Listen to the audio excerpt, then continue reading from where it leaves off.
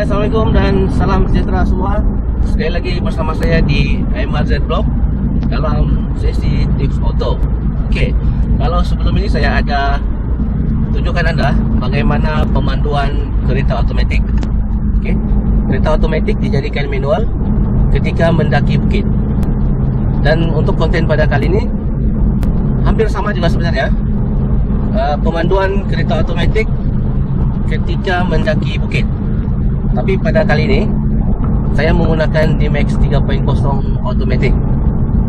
Sebab ramai di antara pengguna D-Max terutamanya, dan saya rasa mereka di kalangan pengguna baru yang masih rasa ragu-ragu dan agak kabur-kabur pada pendapat saya. Mereka macam masih teragak-agak bagaimana kereta automatik Isuzu D-Max mendaki bukit, terutamanya Bukit Kimanis. Sebab apa? Isuzu D-Max dia mempunyai satu mood semi auto.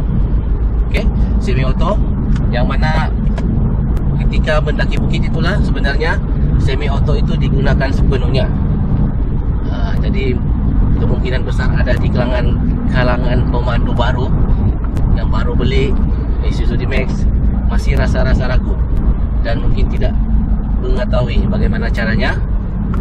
Jadi pada hari ini saya berkesempatan untuk tunjukkan kepada anda, okey, kepada anda terutamanya pengguna Isuzu D-Max automatic. Tidak kisahlah 2.5 kah, 1.9 kah, 3.0 kah, yang penting dia automatic. Sebab mood gearnya sama saja semua model. So teruskan bersama saya di MRZ Vlog untuk melihat sendiri.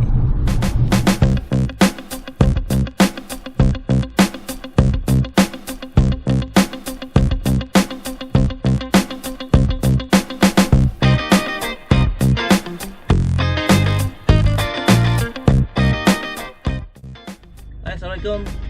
Oke, kembali lagi bersama saya di MRZ Vlog.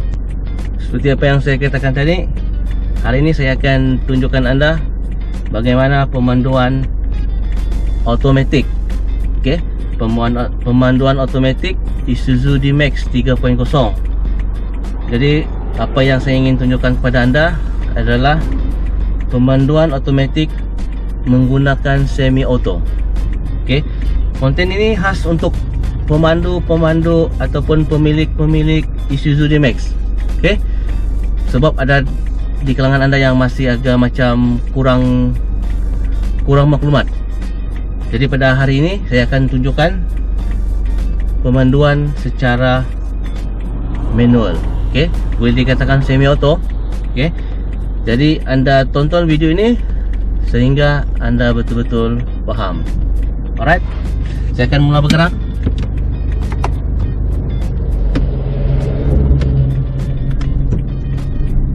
Hari ini agak basah jalan raya, lepas hujan.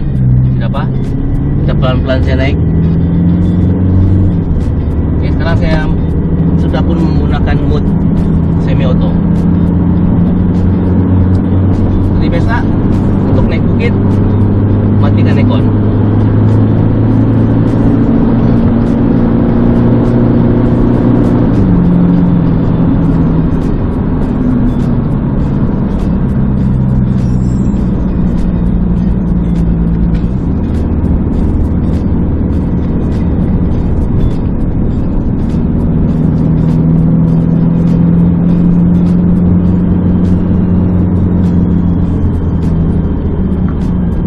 Bukit pertama, kita masukkan gear 2.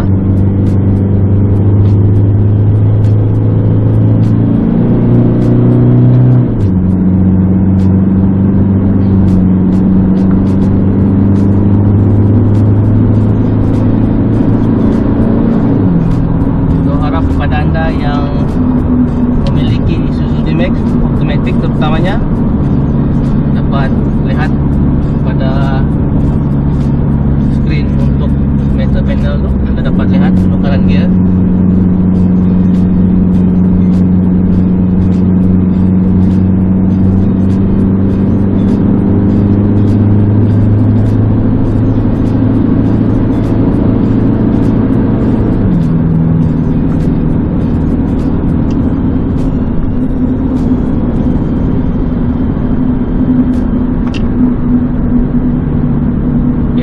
saya menggunakan Isuzu D-Max 3.0 standard.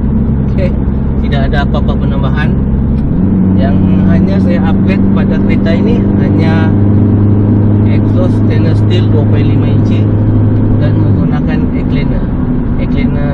apa namanya, E-cleaner racing. Seperti yang anda maklum lah, yang E-cleaner yang boleh dicuci semula tu. Itu saja penambahan. Lain-lain standard, turbo standard, sistem standard. Okey.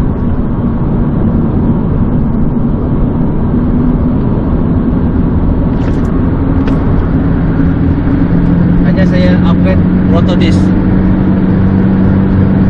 untuk cengkaman yang lebih baik lah.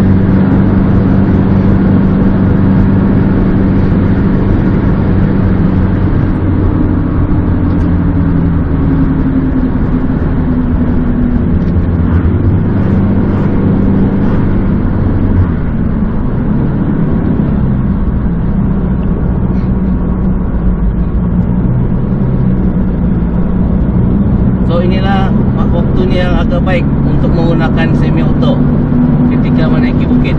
Okey. Kalau anda guna D sebenarnya boleh, cuma agak lambat sebenarnya untuk respon enjin tu ketika mendaki bukit. Jadi ada baiknya anda menggunakan semi auto. Okey.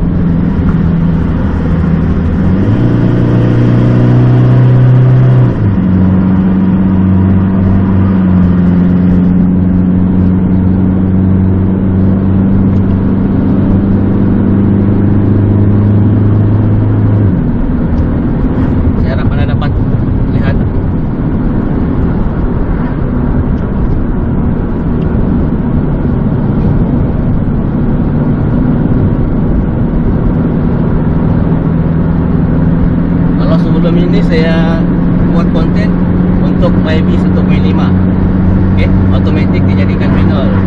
Jadi pada hari ini saya tunjukkan anda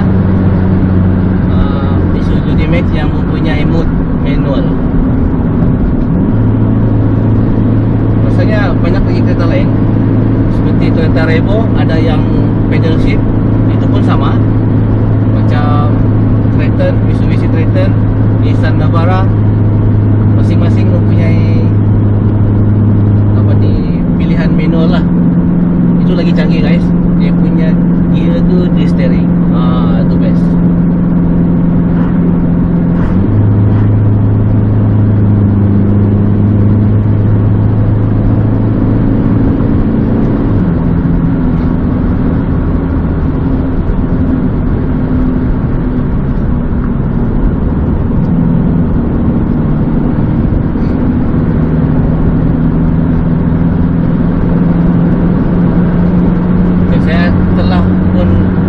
Mendaki bukit yang agak panjang.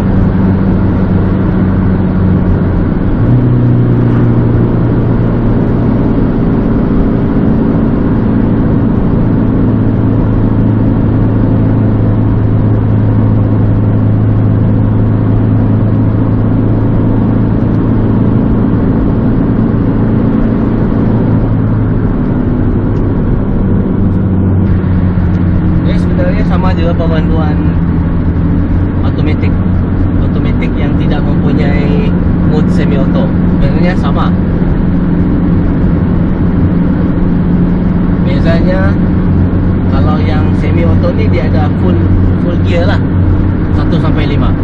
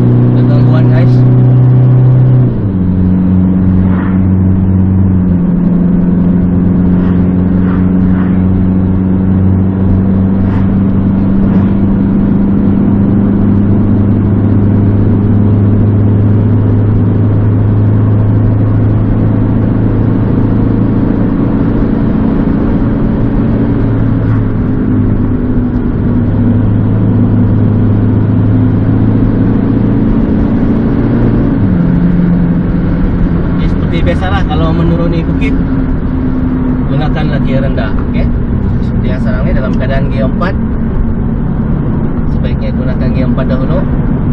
Okey,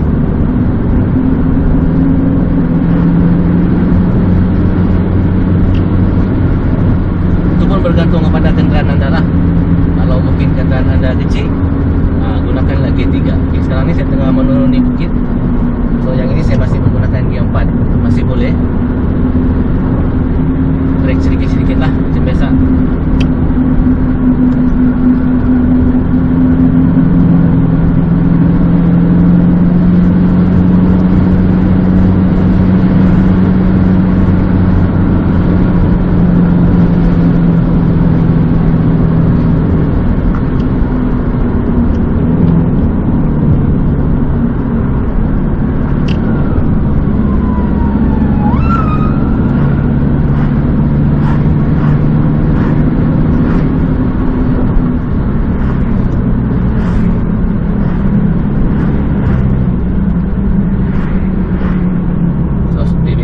Ada lori di depan.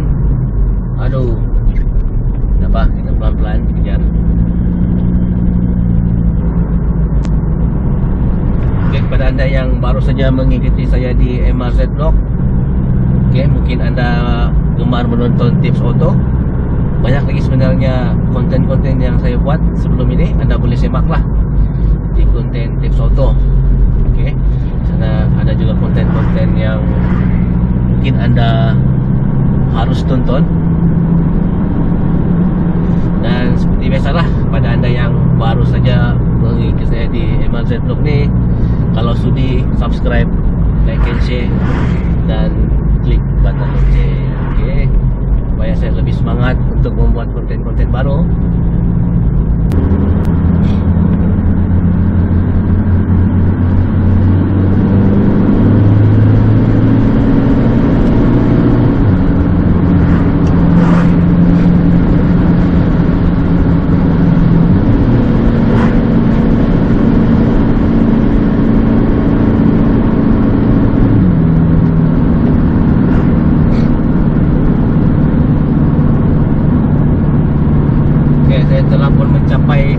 Telah pun sampai di puncak teratas, okay, yang tempat yang paling tinggi ni.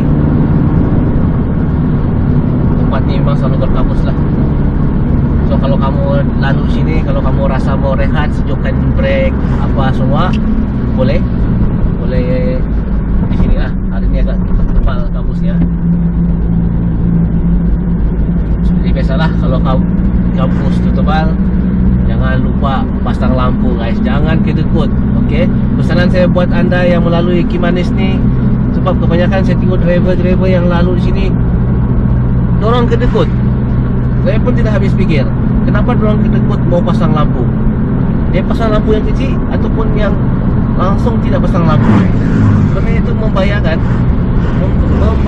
kepada orang lain dan dirinya sendiri. Okey, janganlah kedekut pasang lampu. Okey, tidak pandai habis bateri tu guys.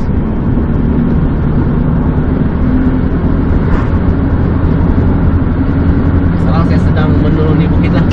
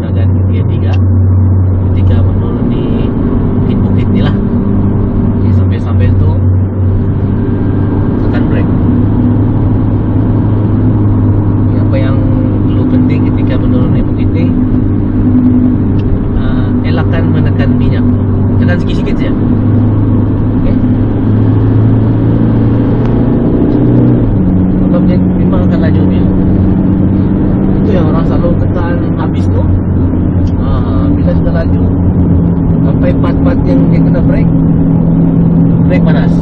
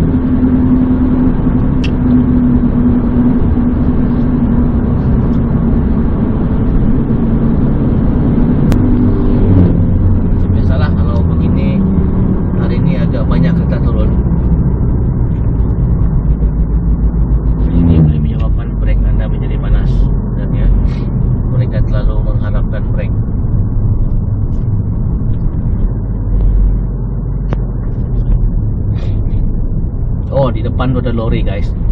Aduh, lori besar. Ini harapan peluang untuk memotong agak susah sedikit, sebab di depan ni lebih kurang 8 buah kereta lagi.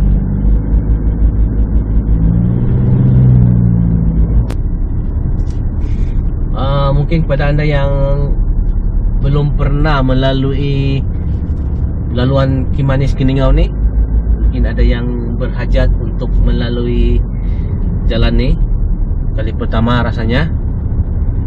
Kebiasaannya masa yang diambil daripada bulatan Kimanis yang di bawah tadi tu sehingga ke Pekan Keningau, kebiasaannya mengambil masa dalam 30 hingga 40 minit. Okey, itu kepada pemandu-pemandu yang sudah agak biasalah. Dalam lingkungan gitulah 30 hingga 40 minit. Itu pun bergantung kepada keadaan. Kalau macam ini ada lori, mungkin dia ambil masa sedikit lah. Tapi kalau macam kosong saja kan, sebenarnya dalam 30 hingga 40 minit lah. Itu kebiasaan masa, standard masa yang diperlukan lah. Dan kalau buat anda yang baru ingin melalui jalan ni, sebenarnya jangan risau. Okey, kalau ada kereta pajak itu tekan saja minyak. Okey, jangan segan-segan. Sebab yang paling penting ketika menuruni bukit ni sebenarnya, karena yang anda perlukan untuk penekanan gear rendah. Okey, penekanan gear rendah itu amat penting. Jangan terlalu mengharapkan brake 100%. Okey. Kalau anda mengharapkan brake 100%, bahaya guys. Okey, alhamdulillah lori ini dia berhenti berehat di satu tempat. Okey, yang tempat terakhir lah di sini, di bawah ni. Okey, di situ ada tanda semua, ada apa ni, macam tempat minum, kawasan berehat lah. So alhamdulillah dia stop di sini, jadi dia bagi peluang kepada kereta lain untuk lalu. Okay. Kalau kamu dapat lihat sekarang ni, ini dia berasap-asap brake dia guys. Nampak tu, dia bawa muatan. Kalau dia terus tarik ke bawah lah, memang lambat sikit lah. So okay, dia rehat. So saya boleh teruskan perjalanan ni cepat sedikit lah.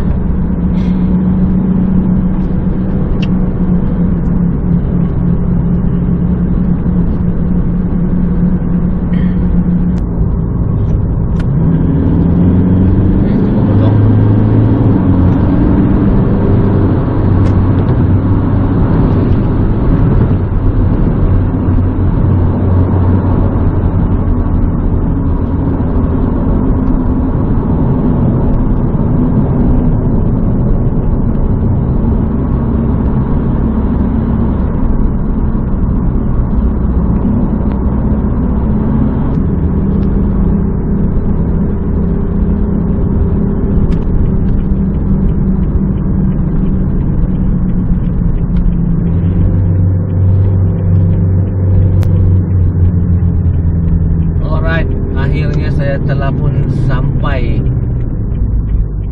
ke simpang masuk. Ini bermaksud proses menuruni bukit telah pun selesai. Okey, alhamdulillah selamat. Cuma agak panas sedikit brake sebab kereta depan tu macam biasalah, dia terlalu banyak menggunakan brake.